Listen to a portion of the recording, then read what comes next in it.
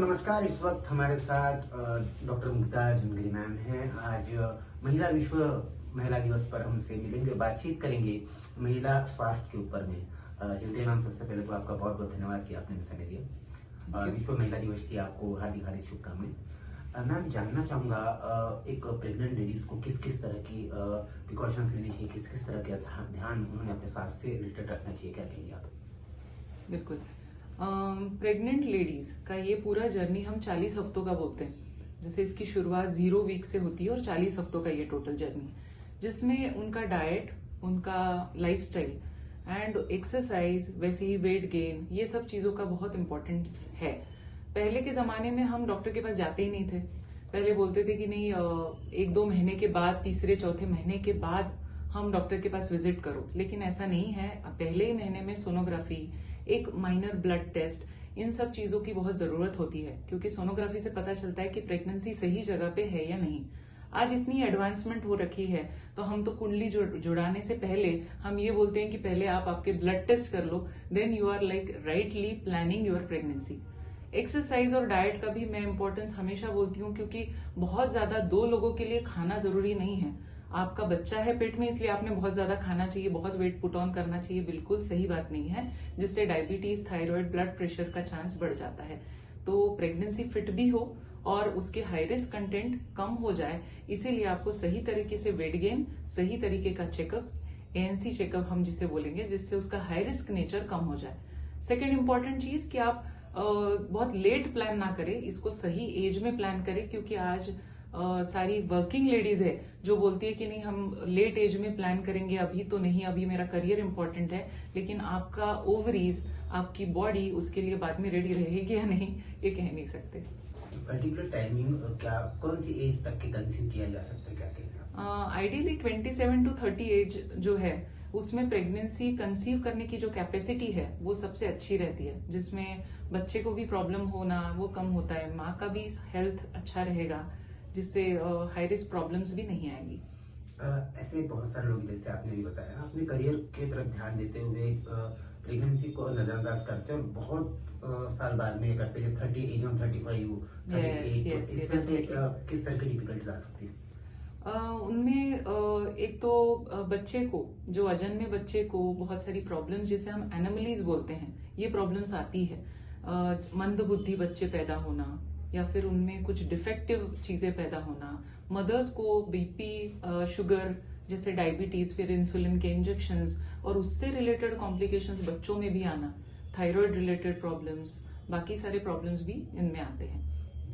अब अगर मैं बात करूं प्रेग्नेंट लेडीज के बारे में, तो इनका डाइट किस तरह का होना चाहिए, क्या कहेंगे आप? प्रेगनेंसी में एक पूरा इंडियन जो हमारा डाइट है वो तो होना ही चाहिए, लेकिन ये प्रोटीन रिच हो तो बहुत अच्छा होगा।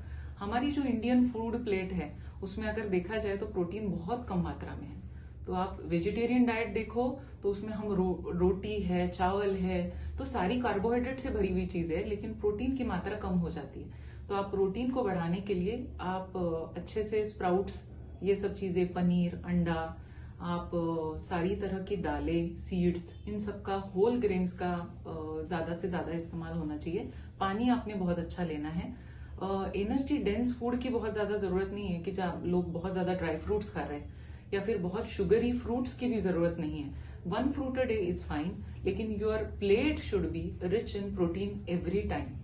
तो आपको हर 3 से 4 घंटे में थोड़ा थोड़ा लाइट फूड लेना है, and that should be nutritious in fibres and salads and protein too. Exercise के बारे में आपने बताया, एक्सरसाइज जरूरी है, तो एक्सरसाइज किस तरह के एक्सरसाइजेस होना चाहिए, क्या कहेंगे? Yes, correct.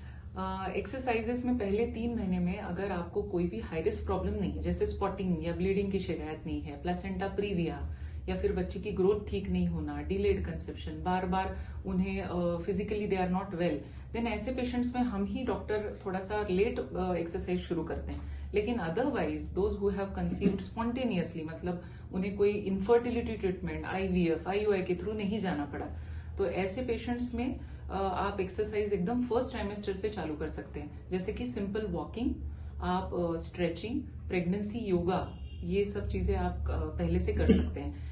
Pelvic floor strengthening exercises, ये पहले के जमाने में अगर जब डिलीवरी के टाइम पे अगर डिलीवरी का टाइम पास में आ गया तो आप पोछा मारने के लिए बोलते थे, नीचे बैठने के लिए बार बार बोलते थे, उससे नॉर्मल डिलीवरी फैसिलिटेट होती थी।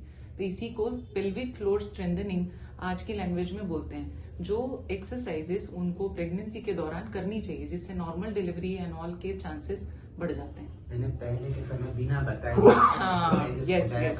आज एक्सरसाइज के लिए बताया जाना पड़ता है। और आज तो एक मैंने लोगों की मान्यता है कि जब प्रेगनेंसी पीरियड ज्यादा कुछ करना नहीं है, ना, ना, ना, नहीं करना, वो नहीं करना, इस तरह के लोगों में भ्रामक विषय, तो क्या कहेंगे आप?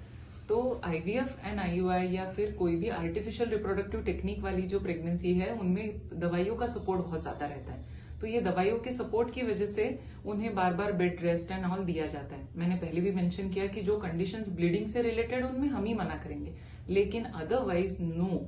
आप अगर कोई बैठे जॉब में भी हो, आप आईटी जॉब में हो, आपको दिन भर बैठने पड़ रहा है, तभी भी हर 1 से 2 घंटे में बीच में उठो, walk around, do a half squat, मतलब आधा एक स्क्वाटिंग कर सकते हैं आप। Upper body and lower body के मसल्स को स्ट्रेंथनिंग एक्सरसाइजेस भी परफॉर्म कर सकते हैं। And at least 30 to 40 minutes in a day is fine. तो आप इतना करके आपकी बॉडी को रेगुलेट कर सकते हो, आपके हार्मोन्स को रेगुलेट कर सकते हो। इतना अगर करते हैं तो हेल्दी है कि यस, और हेल्दी, जब आप हेल्दी एफर्ट्स दोगे तभी तो आप अच्छा हेल्दी आउटकम एक्सपेक्ट कर सकते हो।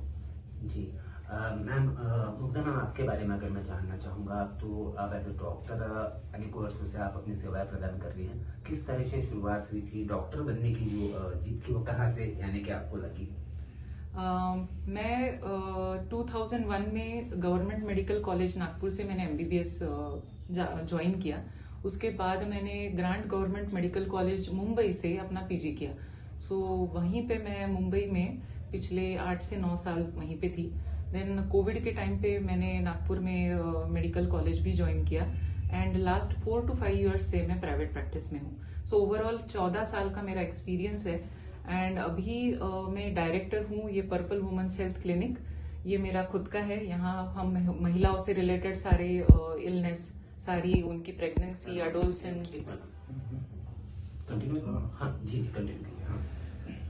ये the purple women's health clinic, ये मेरा क्लिनिक है। यहाँ पे हम महिलाओं के सारे स्वास्थ्य से रिलेटेड, जैसे पीसीओएस है, adolescent health problems, young girl का वैक्सीनेशन, देन प्रेगनेंसी का पूरा केयर एंड मेनोपॉज या प्रेगनेंसी के बाद या ओल्ड एज की लेडीज का कैंसर का डिटेक्शन, इससे लेके हर चीज हम यहाँ पे ट्रीटमेंट ओपीडी बेसिस पे प्लान करते हैं।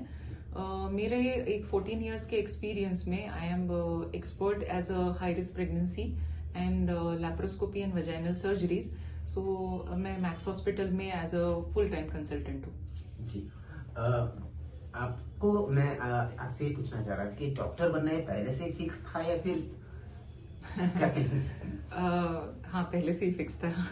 आज जब आप एक सफल डॉक्टर हैं, किस तरह की खुशी, किस तरह की सेटिस्फेक्शन? बहुत सेटिस्फाइंग जर्नी है ये, क्योंकि एक 9 मंथ्स जब लेडी प्रेगनेंसी की जर्नी हमारे साथ लेती है, तो वो एक सिर्फ लेडी नहीं, उसकी पूरी फैमिली हमसे जुड़ जाती है।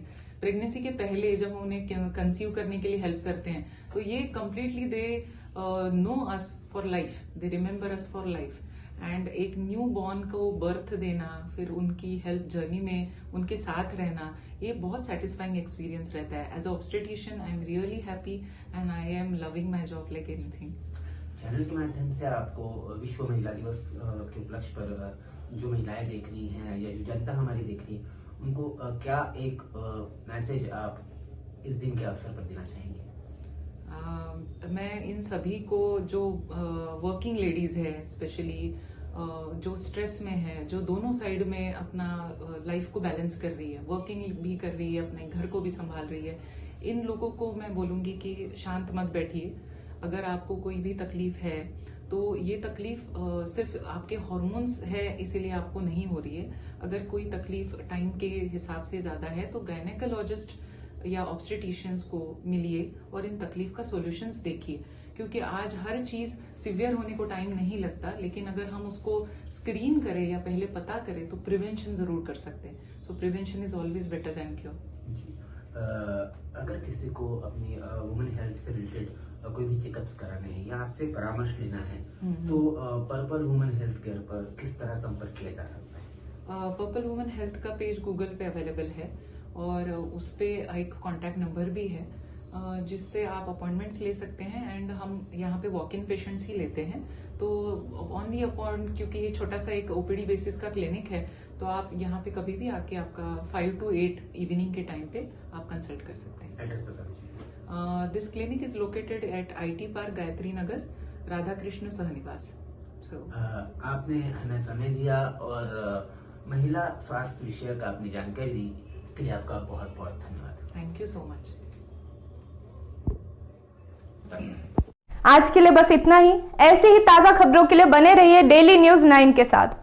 हमारे चैनल को लाइक करें, शेयर करें, सब्सक्राइब करें और बेल आइकॉन पर प्रेस करना ना भूलें। धन्यवाद।